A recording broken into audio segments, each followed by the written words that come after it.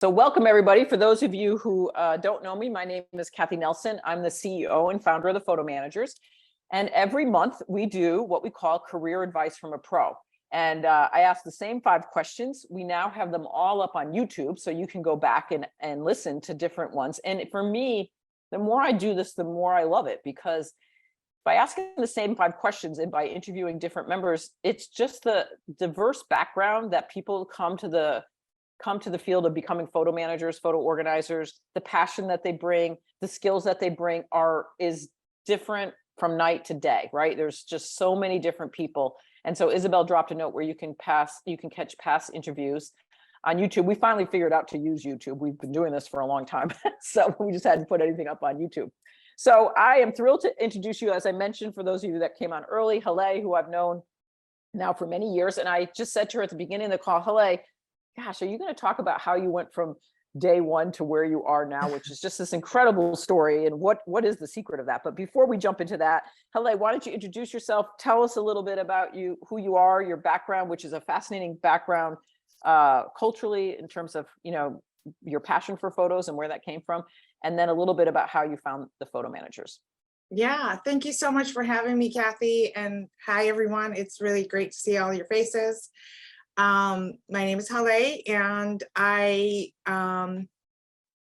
started the photo.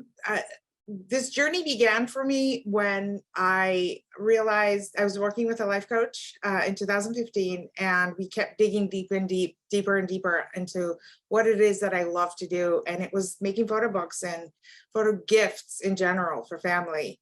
And the reason why that was so meaningful for me is because my family had to leave Iran in the 1979 revolution, and they basically could not take much with them except the memories. So my professional journey led me to being, I had a big girl job in advertising for many years. And if any of you work in the entertainment industry, you'd know that it has a lot of ebb and flows. And in the moments where it was a little quiet, I would bring the family memories to work, and I would use a really nice high-end scanner to scan the memories, and I would make things with them. And I would start sending them to families, my family, which is now in 4 continents around the world. And they would be like, where did you even get that? And so, so then it was something that just really struck a chord in my heart. And because of my advertising background, I was an operations director for many different ad agencies. I understood technology, and I understood asset management, which is basically what we do, is asset management. But we have to do all of it, right, as entrepreneurs. So, and that's how I came to find this. And I was working with a coach. And of course, as all of you know, all you entrepreneurs know, there's so much doubt in starting your own business. And, my coach was like, come on, you gotta hit the Google, and you gotta find out how you can make this a thing. And of course, I found Kathy and the Photo Managers, and 3 weeks later from the point I found her was the Anaheim convention. I mean, like, Anaheim is about an hour away from where I live. And I thought, okay, this is divine intervention. This is meant to be. So I had a quick conversation with Kathy. And okay, yeah, I was trying to remember. We must have talked on the phone. I talked to so many people. Yeah, of course you do. But we talked on the phone, and you said, listen, you could sign up as a quarterly, or you could sign up as an annual. I think I just went for it. I was like, you know what, I'm doing it. And so I signed up, and I went to the Photo Managers Conference, which is such a great way to find your people and meet people who can help you, meet people who can encourage you. And that was the beginning. That was the beginning of this amazing, incredible journey. Because how many years now? Yeah, because that's 2016. Yeah, because I say that was our the 4th conference, I think, and we're getting ready to have our 12th. So yeah, so I remember Haleh coming in with all her energy and enthusiasm and excitement, and it was just like a ball of energy. But then I also, as we connected, have watched her really struggle to grow her business at different times, right? And, Oh, like yeah. be overwhelmed with going from being an employee to being an entrepreneur to the point today. Where just why don't you give us just a little snapshot of what your business is today before I go into more of those questions that I asked, though, because it is from just getting started in 2016. And you'll tell us your struggles and stuff to today, where you are in your brand new office, right? And tell us a Yeah. little bit about the name of your business and a little bit more about what you do. Yeah, the name of my business is Picturely, and we just moved offices. I just tripled the size of our office. And funnily enough, last year in April, I tripled the space from our old office to the one last April. And I thought, oh my God, what am I gonna do with all this space? And, my husband walked into that space and he was like, I see you in here for about 6 months. And funnily enough, in about 6 months, we were drowning in boxes of photos.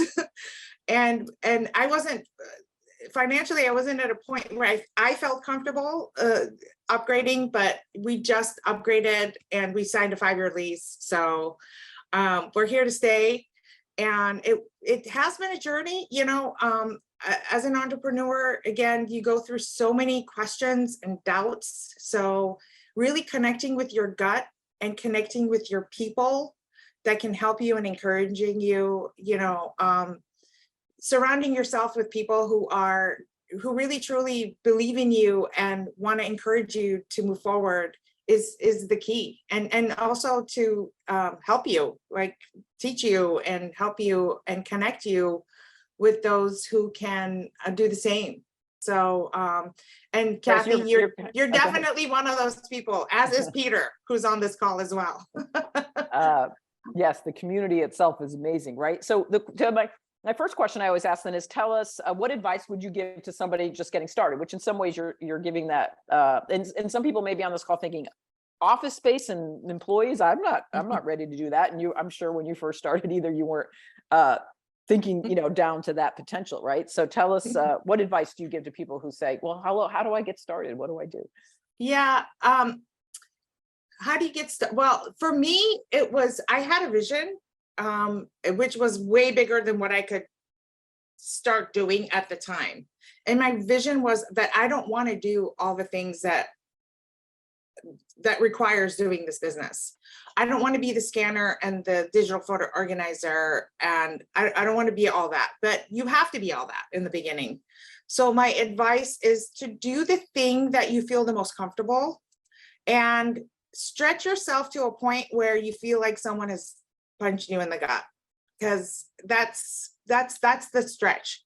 You don't want to go past a level 7 pain, but you want to keep it at that point where you just feel like, okay, that hurt, but I think I can do this. And trusting your gut is so important in becoming an entrepreneur, because our mind is not our friend.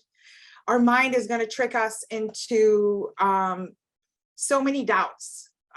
So it's having that spiritual practice, meditation, whatever it is, or talking to a trusted friend. And for anyone whose name is Debbie, I'm trying to look to see if anyone's name is Debbie. Don't be hanging out with the Debbie Downers, and no offense to the Debbies on the call, but don't be going to that friend who's going to be like, oh my God, why are you doing that? Because we all have that person in our life. And so try to surround yourself with people that can give you good advice, but also question things, not in a judgy way. I think that's really, really important to have that in your circle in the beginning.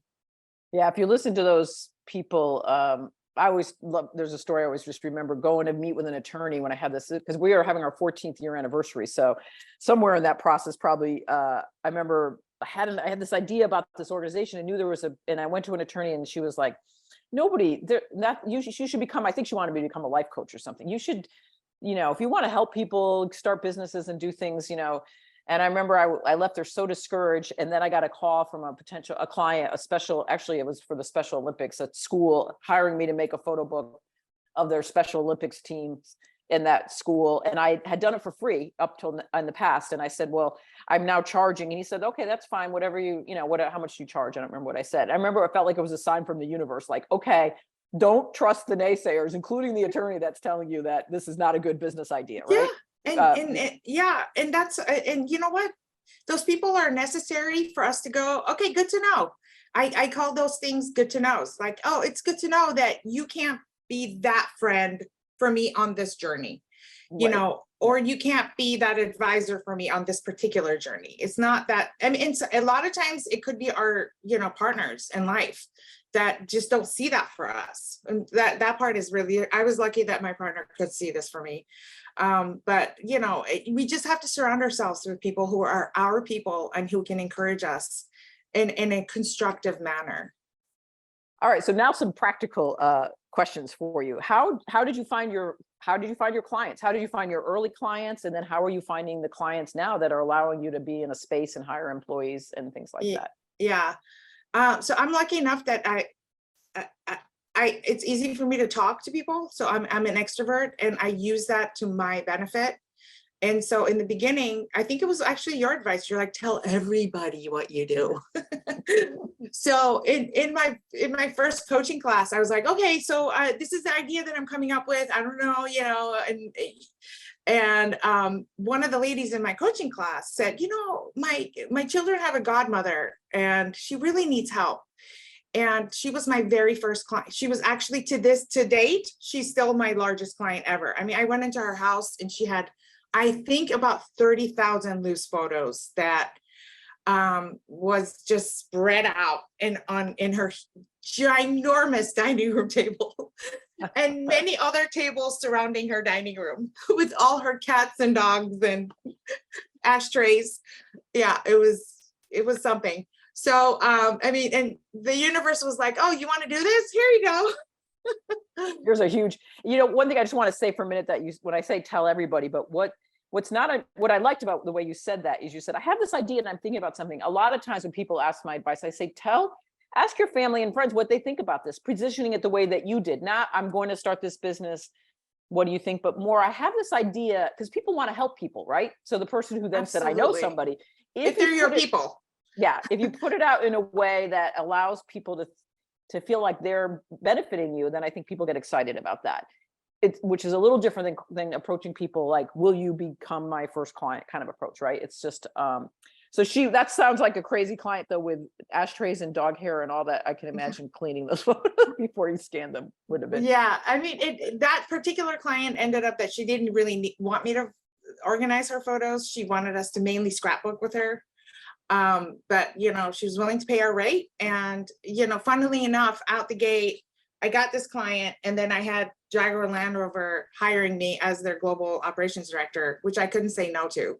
So I had this client on the side. You went back to work. I went back to advertising when I started Picturely. But so, and that happens, right? That happens as new entrepreneurs, because you always go, well, I don't know what this is going to be, and I can't say no to this job that is, you know, kind of a once in a lifetime opportunity. So I double dipped for years, even through 2020, and 2021 was the very first year where I was like, okay, I'm solely Picturely, even though I still consult in advertising. I still have Cisco globally that I talk to once in a while. But otherwise, yeah, here we are. and again, back on that question, how do you find your clients? So initially that was, you know, somebody you were talking to in your coaching experience, and somebody, but what are some other ways that you find clients? And you must always be, now I imagine there's a lot of referrals, but go ahead, and about how do you really, what advice do you give to people like, well, where do I find clients? How do I find people who will pay me to do this for them? Yeah, I think the best clients are your power partners. What does that mean? It's the people who can reach those businesses and those families.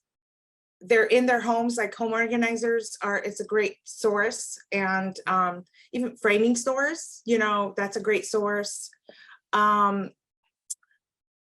Those two particular. Do you do networking groups or chamber of commerce or anything, or are you? Yes, a lot of networking groups. I've gone through many different types of networking groups. And I've just landed one that, you know, you have to apply and it's really hard to get into. And then of course, like this whole office move thing happened. So I haven't been active at all like for 2 months, but networking groups are great. There also can be a time suck. But again, it's the journey, right? You have to go through that journey to go, okay, this is not the best networking group for me. You know, I immediately joined 4 networking groups as soon as I got my very first office. And, you know, it was great because I learned how to network to people who I don't know. You know, you learn how to do your elevator pitch and all the things that happen. And it's like, I remember how many times I cried to you, Kathy. I was like, oh my God, I don't know if I could do this. But, you know, all these things that happen are happening for you and not to you. It's really important to remember that, you know, you're going through this, it's a journey and it's happening for you. And you are blessed that you get to go through the ups and the downs of all the things that you learn from. Here's the next question I always ask people. What do you love most about your job? What is it that makes your heart happiest? The client delivery.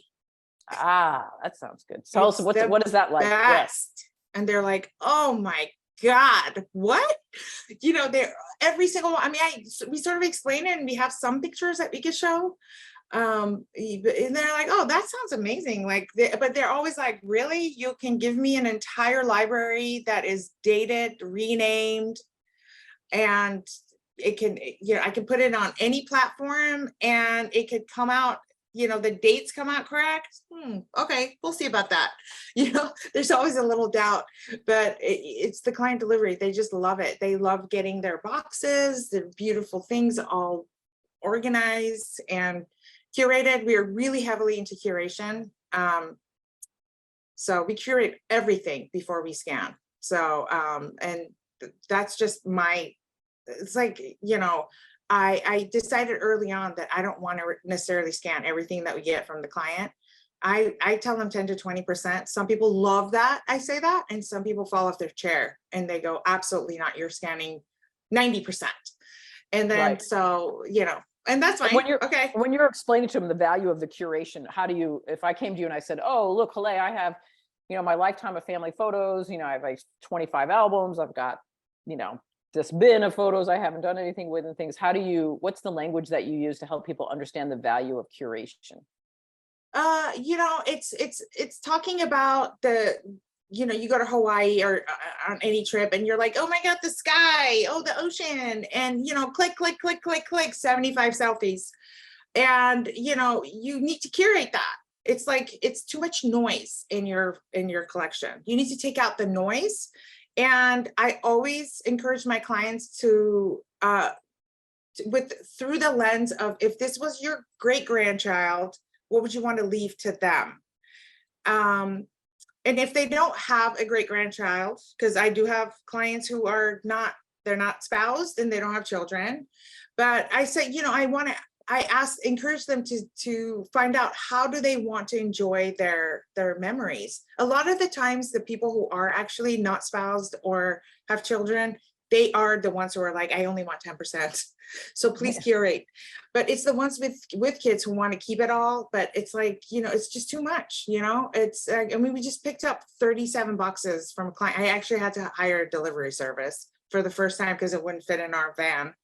And you know, they're more towards keeping everything, but I told them, you know, we'll talk along the curation process, because it's like, you know, I sit somewhere between my business and their cousin, saying like, okay, yeah, I can scan 75,000 photos and, you know, make a lot of money off of you, but you don't really need it. Yeah. You know? Right. I think that's such a value. And that's one of the differentiators for those that are not photo managers on the call. We have some here, and please ask any questions. We'll have plenty of time for Q&A. Is that a lot of the box places, you know, send all your photos and we'll scan them for this low price, when really all you're doing is recreating digitally the same problem you already have. Crap in, crap out is what I say. Yeah, you know what I mean? You know? Yeah, where you're paying for an expertise opinion and in a really, well, you're going to actually enjoy those photos. Now, my next question is, I always ask people what they love, but I always think it's really important in this career advice for those, especially who are thinking about this business, is what is it that you don't, what's the thing you like least about what you do, because all jobs have, things that we love and things we don't like. And so it's always good to hear what people have to say about Yeah, that. I don't like being the chief janitor, because as an entrepreneur, you have to do that. What I don't like is, honestly, the most difficult part of my position in this role has been, and actually in advertising role too, is when you have a difficult employee. That's the hardest part. It's like the people part, it's like you like that person, but they're not working out, and going through luckily I have not gone to a point where it becomes like very HR heavy. Like it just, if it doesn't work out, it's me kind of building the gumption to let that person know that this isn't really working out for me. And it's probably not working out for you, because it's always mutual. If something isn't working out for one person, it's probably mutual on the other end too. So that's been the most difficult part. But otherwise, in terms of like the non-people side of it, is coming up with a system that is scalable and that works. Because I'm always fine tuning it. And that's the other thing, like you have to be open to constantly fine tune everything that you are doing. Yeah. One thing we've been saying a lot now is when we talk to people about the business too, is that we've kind of noticed there's three things that make people success. One is they consider themselves a lifelong learner. Would you agree? Because this is new, Haleh, since but right. You have a willingness to try, fail, try again, fail, right? Just that's not going to, and a willingness to Google for support or ask for help. Like, how do I get these photos from, I'm trying to move photos into Lightroom and it's not working. What's wrong? Yes. Right. And a willingness to know that it's not you didn't break anything. And right. So I have become a life coach. I actually do a lot of business coaching. I have some clients within this realm as well. But I think the most important part that you need to remember is that, and know is a good thing. I know it doesn't feel good at the time, but that means a better yes is around the corner. And you cannot do anything without the help of other people, but they have to be your people. It's imperative. Like, I don't know how many times I've called you and Peter and saying, hey, can you just come? I'll make you lunch. Can you come over and show me this? This was in the beginning where our business was on our dining room table. And he would be like, great, I'll see you in 20 minutes. So it's like, it's imperative to have that flow in your life and to not beat yourself up. Always give yourself a pat on the back. It's really hard for us to do that, which is why I love the high five Fridays. Because it's like, sometimes I'm like, okay, this week was a hard week, but there has to be something that I could celebrate, right? So, yeah, and those things are so important. Those little celebratory moments, force yourself to come up with something to celebrate. That reminds me, there's a great book that we did a couple years ago at a conference called The Gap and the Gain. It's a book by Dan Sullivan, where he talks about a lot of times we tend to go in the gap thinking instead of the gain. And because we're measuring ourselves against not what we did well, but almost like what we didn't achieve. That's such a human, our brains. And when you start to find those moments where you say, good job today, like maybe you made one phone call or maybe you deleted 5 emails. If that's all you got done, that's a gain, not a gap, right? Don't feel like, oh, I'm a failure. So kind of, you lead me right into asking the benefits of membership for the photo, so Haleh's been a long time member. She found us when you Googled, you said nobody would pay somebody to make photo books. And then your life coach says, well, maybe you should Google that. And she found us and came right away to the conference. What has been the benefits of being a member of an association like the Photo Managers for people, for not only just starting out, but then also being a, established, mature business owner who's still a member and comes to conference and things like that? Well, finding your people and also finding experts, there's always someone who can answer a question that you have. So, but you need to ask. One of the things that I always sort of impart and teach my clients is that, if you don't ask, the answer is always no. So you just have to ask. You have to get out of your comfort zone, find that person that can help you.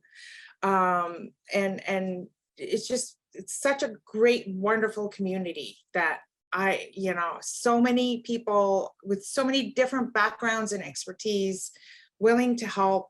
And it's been it's been absolutely my favorite group. And I've been part of so many different groups, but it's been the most wonderful experience for me. Yeah, that makes me happy. You know, and we always say like a rising tide lifts all boats, right? And we're collaborative, not competitive. Absolutely. And if you, I know I repeat that a lot, but it's, but because we're starting a new, I still say we're starting a new career. I mean, even though it's 14 years, we are still in the nano, you know, the infancy of the opportunities, and people are continuing to just take even more and more photos and videos now than they ever did. So the need is certainly, only accelerating. It's not getting less. And I think Yeah. almost more the realization that people now know that they need help, not that they, not like somebody would pay you to do this, to, oh my God, I really need you, right? So Yeah, exactly. we've gone Yeah. from that. There's been a big shift. Well, any other thoughts you want to share before we go to Q&A? Haleh, you have so many great words of wisdom and things. Yeah, I mean, I think that one of the most important things to note for this business is very technology heavy. Now, I'm not trying to discourage you if you're not a technologist. It just means that you have to find the resources who are technologists to be able to help you to get the work done. And I come from a technology background, and I didn't realize how tech heavy, well, because it really is digital asset management. I mean, in the business world, how I describe our services is that we do digital asset management, because that's what we do. But to families, if you say that to a 75-year-old lady, and no disrespect to 75-year-old ladies, but it's like they don't understand that language. So just really understand that if you're not good at or don't want to do a part of the job that gets the work done, that there's always someone out there that you could hire to do that for you. Right. I think that's the key. I always say, do what you love and outsource the rest. And that idea of the digital heavy, when I started this 14 years ago, it was nothing like, sometimes now I feel like I started a digital organization in a way, but Yeah. you know, we were that, and that 14 years ago, it was still very much analog photos, scanning, making photo albums. And we weren't, you know, the iPhone didn't even exist yet. Yeah, that's right. You know, 2007 is when the iPhone. Yeah, or at least it wasn't used by the consumer at the level that it certainly is Right. now. And we haven't seen all Absolutely. these companies come and go. And I think what you mean by digital asset management too is that you're managing digital files, right? And it's renaming digital files. And that's why right. the consumer needs help, because the photo industry, the iPhones and our Androids and our digital cameras have created this digital asset mess for consumers that they don't even know. They think that they're the only ones who have the problem, right? They don't even understand that this is a huge problem that companies hire people to fix for them. And that's why you really, again, I can't use that language, but I agree totally. And that's been a shift in the industry. Yeah, absolutely. I mean, even in scanning, if you're just doing scanning, the scanning becomes digital. And you need to make sure the analog is organized, and then you need to make sure that the scans make sense, that they're renamed and redated, so that when you put them in their iCloud, it doesn't come up like they don't get 5,000 photos in July of 2023, that it comes up in the 30s and the 40s and the 50s and chronologically. So I see that someone's asking, how would you describe what sets my services apart? We're a 360 agency. That means I have clients who I spend 1 hour with, 1 hour, that's it. They're not available. So I've gotten to a point where I need to really focus my time on that 1 hour to get exactly what they're looking for and exactly what I can offer, and then sell our services within that 1 hour. Because then they're really busy executives, and they're not available. And a lot of times their assistants can't answer the questions that we need. So so by 360, I mean, we do digital, we do analog, and we do design services. Is one more prominent than the other, or you do all of the, by 360, you mean you're a full service agency in the photo management industry, that you do all the services. You don't, some people just do scanning. Some people just do you know, Digital. printed photo art. Some people just do digital. Some people just make photo books. Some people are a 360. And the ones that usually are the 360 are like Haleh, where they start having employees and they start having maybe brick and mortar locations and things, because you need that, right? Because if you're Yeah, going to offer I'm all not doing, services. yeah, absolutely, yeah. So, yeah, I mean, and I'm toying with the idea of doing different types of design services, because, you know, I love, personally, I love design. So, I don't know, I'm just kind of, yeah, toying with all sorts of ideas now that I'm in a new space. Maggie asked the question, did you start off at 360 though? It's a good question. I start off with a vision of 360, but I said yes to everything. You know, I didn't have any equipment in the beginning, and someone said, oh, I have these old family photos. And one of my second client was, she had photos from 1836, which is the year daguerreotypes were created. I mean, how incredible is that? To 1970s. Like, this was a history of photography for me. She had her grandmother kept these in a refrigerator. To keep them preserved. She had like a memory refrigerator. She's like, I remember we weren't allowed to go in there. So we ended up preserving memories from every single representation of history. And so that was a great lesson for me. And then my third client, he had photos from 1800s as well, and he was African-American, which is kind of incredible for an African-American to have so many memories from that era. So we started with his letters from his grandfather to his grandmother, and we scanned all those letters, and then he decided to donate that to the Schoenberg Institute. You have an article, didn't there? It was a great article about you, that whole process, wasn't there? Yeah. So 3 weeks later, the Schoenberg Institute calls him and says, we just got a donation from another family, and your grandfather had another family, and he was writing letters to another woman at the same time. Like, I mean, honestly, you can't make this stuff up. It's just incredible. Like, getting into people's lives, and you know, I'm very nosy anyways. Like, I always want to know about everyone's life. So this business is such perfect. It's like, I tell them about your grandmother. But well, you know what? And you just said this. So that's the third thing we say now. We say, are you a lifelong learner? Are you willing to try, fail, try again? Like, curious. You know, and are you curious? Curious. Are you curious? Because if you're not curious, might be tedious. Like, you don't want to know about that whole thing. But I'm very curious as well. I love hearing people's stories, and because it's really about the stories, right? I mean, it's not just about scanning photos. It's about the stories of somebody's life that are attached to those photos, and that's what lights you up. And that's what, yeah. It's not a head curiosity, because that's really important to have the head curiosity. It's a heart curiosity. You have to be heart curious, right? When you're dealing with memories. You can't just be like, okay, so what do you want to do? You know what I mean? You need to really drop down to the level of your heart and move through that. Mainly, that's the energy that I move through with all of my clients. And if your clients, I think another important piece of this too to pull out of you is, like, also sometimes the client might not come to you knowing that their heart is involved in this, right? They just might be like, oh, I inherited all these photos and I need to do something with them. Yes. Or right, but by suddenly showing curiosity and interest in I think I've seen people's eyes light up, right? You know, like, oh, this is really interesting. Like, you're interested, like people would, right? You know, getting the client to connect emotionally with what's happening. And then it's a lot easier to sell, right? It's a lot easier to sell somebody who's connected with the emotions of what you're achieving for them than it is that this is just a project they're paying for. Yeah. Yeah. I mean, honestly, I haven't had any trouble selling.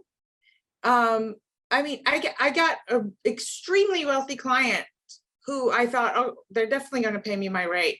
And lo and behold, they're like, yeah, no, we're not interested. Great. Okay. And again, like, I go back to a no is a good thing for me. Like, it hurts. Yeah. But again, it's happening for me. That means that client wasn't my people, and I probably dodged a bullet. So, right. And understanding that, it's so important. I cannot talk about how important that is to work with people and clients who are your people. because it's like when their client's not your people, you'll know immediately. And a lot of times in the beginning, we don't follow our gut because we want the business to come in. But again, that's the learning, right? That's the learning. Isabel, do we have some other, I'm not keeping up with the chat as much. Are there other questions that have come in? Yes, we have a question from Carol who's asking, what is the largest portion of your business? Digital organizing, design, scanning? And do you have an ideal client that your services appeal to? It seems like you have a lot of corporate clients. That's a good question. Digital and scanning are about 50-50. And design, I haven't really fed the design.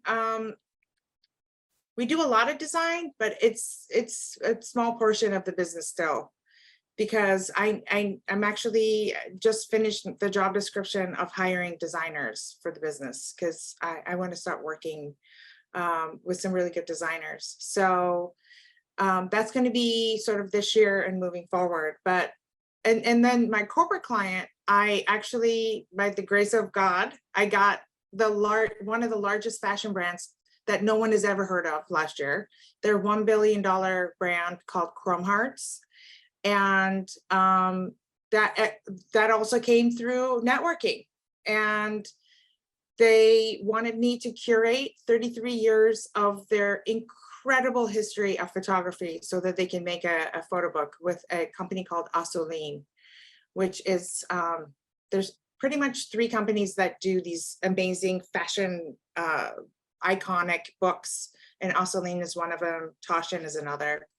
And so that came to me last year, and that was one of the funnest projects I've ever worked on, because it's every single person that's ever been famous was in their family photos. It was so fun. But so yeah, it's scanning and digital. And what was the other part of the, and you have an ideal client. My ideal client is someone who wants to pay for our services. I mean, yeah. And if they can't afford our services, then I don't know, then there's so many DIY things out there that I sort of send them towards that, because that's the thing that I decided, is that I know a lot of digital, the photo organizing companies have DIY services, and that is not something I'm interested in at all. I don't want to work with DIY clients. Good, that's good. Yeah. Next question, Isabel. Do you have a preferred resource for creating and printing photo books? I love Miller's because it's tried and true, and they're just good. I also have used Vision Art. They're really high end, very expensive, and they offer beautiful covers and spine printing. That's a big thing. Like, a lot of clients want a whole collection with this, the years on the spine. But luckily Miller's does have a very limited way of doing it, but they have it. But I mainly use Miller's, and then Vision Art if the client can afford a $5,000 book.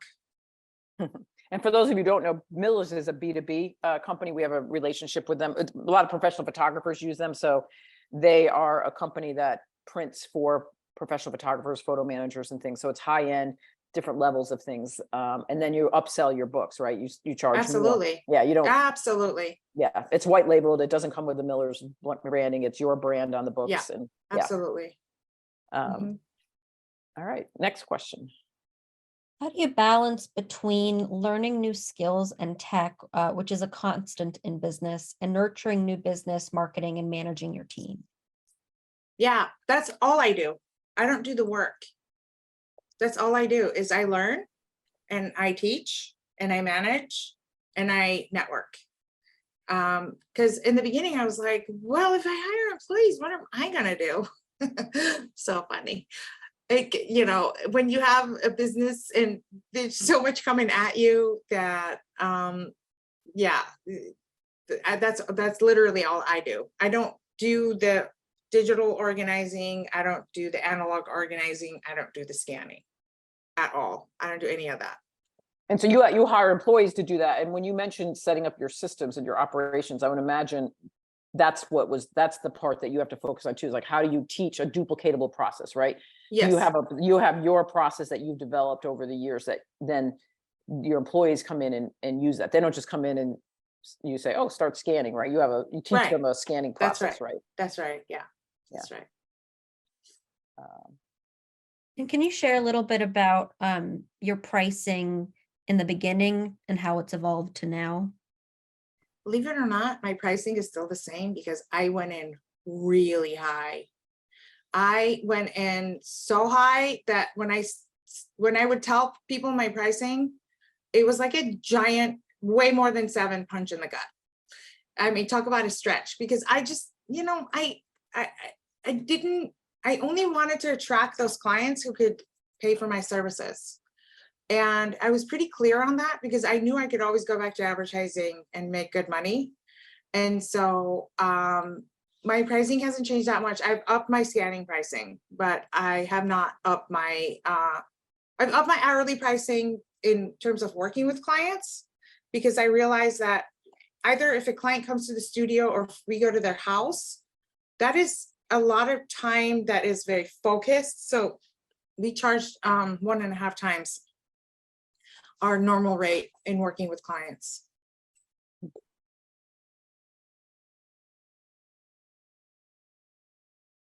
And then I think she's gonna, but I just saw the show got cut off. She wanted to know, from a contract perspective, are you, do you take a, do you have a contract that you work with your clients? Are you still using the same contract, or is your contracts evolved over over the life here of your business, or how do you work with the contract and things?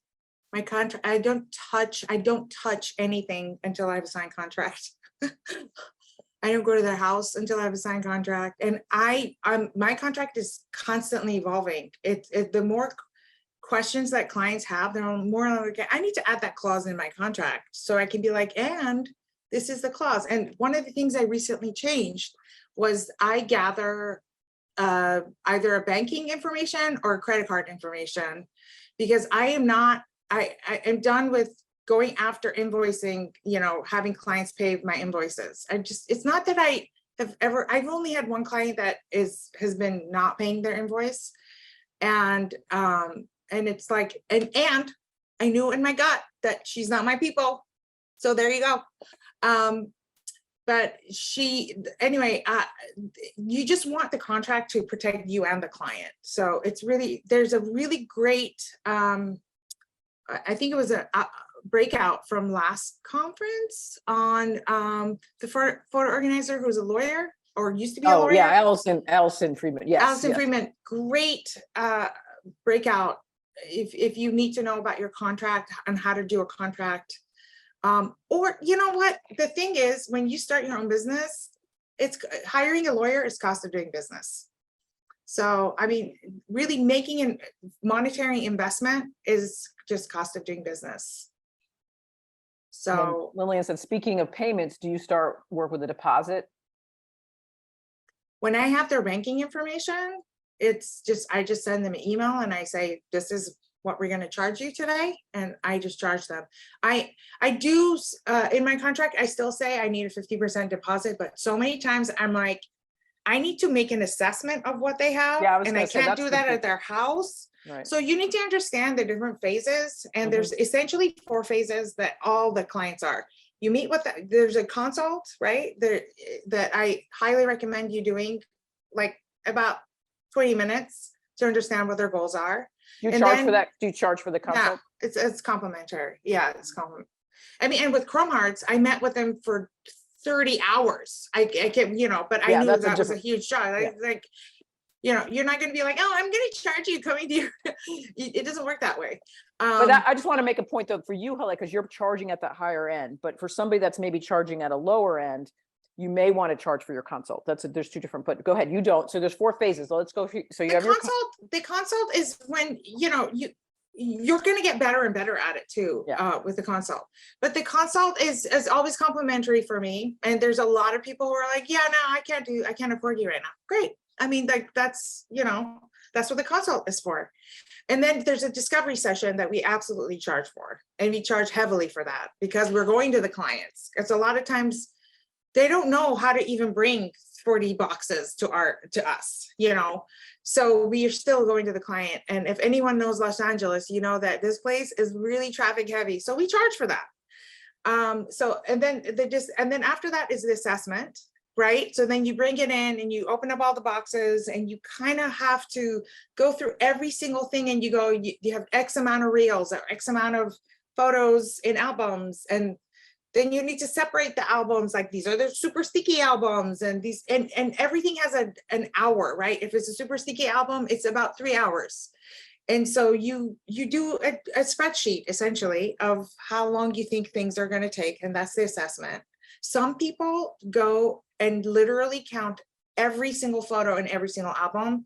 I think that's a bit of a waste of time, but I give that option to the client. But we always do an assessment. So then we could say, at least for the first phase, it's going to cost X amount, and then I can charge the 50%. But you can't really just say, you know, this is, I mean, I have a really good gut feeling on how much the entire project is going to cost. And when I have come out and said that to clients, they were like, oh yeah, no, we can't do that. So I went away from saying, you know, your project is going to be $25,000. Because then they're like, yeah, that's the price of a kitchen. No. But if you say the first phase is between 5 and 7, then they can swallow that most of the time. And then the second phase is when everything's organized, you can kind of like figure out how much scanning there's to do, right? Yeah. With digital is a little different. You know, I used to have a package until my last client had 2.2 million files. I'm not kidding you. So based on my package pricing, her charges would have come out to $67,000. And I was like, I can't, like in good conscience, I can't charge it. She wouldn't have paid it. I can't charge that. So I thought, okay, this, I need to come up with a different way of doing digital. So yeah. Yeah, and that's an example of shifting your business, changing, right? The pricing All the and things time. like that. It's constantly changing. Yeah. Wow, this has been amazing, Haleh. Any more questions people have? I think, again, you know, this whole experience, I love the different people that we interview, the different levels of people. Oh, number 4. What? Oh. Okay, so it's you meet with the client for a complimentary consult, discovery, assessment, organizing, scanning, right? Scanning is, I guess there's more than 4, but some of them I just combine when I'm talking to clients. And then enjoy, share. Like I make them choose a platform. They have to choose a platform. I am not giving someone an external hard drive. I can't do that. So they have to choose a platform. There's Forever, there's SmugMug. We do a lot of websites. Most of my clients, when they see our websites, they're like, oh my God, I want that. But there's also forever.com. There's others that I haven't had time to sort of personally, I haven't had time to, I know there's permanent.org. But they need, even if it's their Dropbox or their iCloud, they have to choose a platform, because giving someone an external hard drive, I've given just an external hard drive to 2 clients. They still haven't plugged it in to look at what we did. You know, yeah, there's no wow factor. It makes me yeah, sad. Exactly. Yeah. The whole point of doing this is to get your photos back into your life in a way that you can enjoy them. And an external hard drive that's never plugged in is no way to get your yeah. And then Lillian, do you set the platform up? Yes, you probably do all that. For my VIP clients, and VIP is anyone who spends more than $18,000. And if they have not and don't want to spend any more and do a platform, I have a business SmugMug, and I put their scans on my business SmugMug, and I do a whole thing for them. But that's a separate conversation. And the website, when you're saying you create a website, it's using SmugMug as the SmugMug, yeah, it's beautiful. Yeah. We have a great relationship with Can you guys hold on? I think someone's at the door.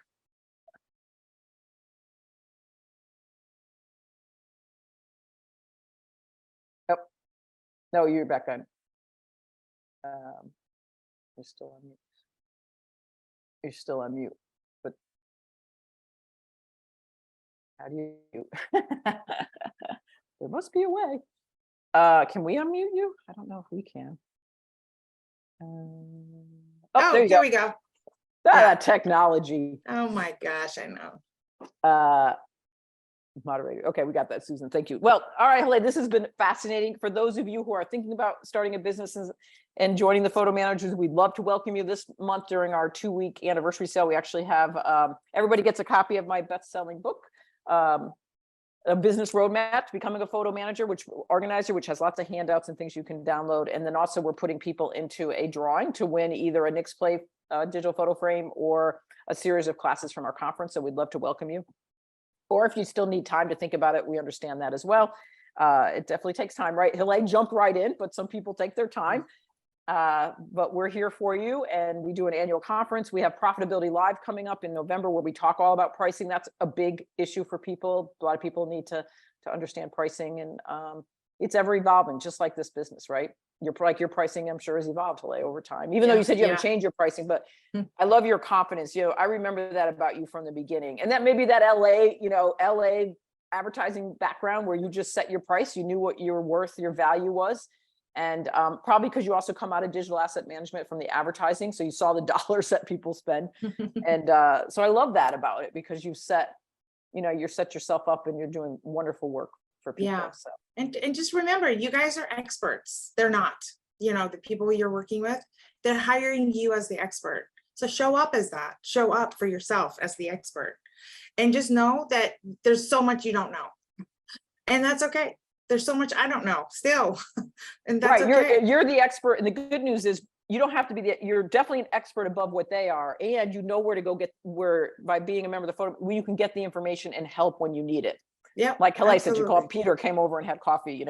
There's members in the area, people that will set up a Zoom call with you and help you and answer questions and things like that, because we're all in this together. Yeah, so that's right. Yeah, thank you so much, my friend. We'll all right, look forward to being coming out to LA at some point and seeing your actual. I would love that. Anyone comes out to LA, you better look us up picturely. Yeah, then take pictures and send it to us, so we want to see it. So.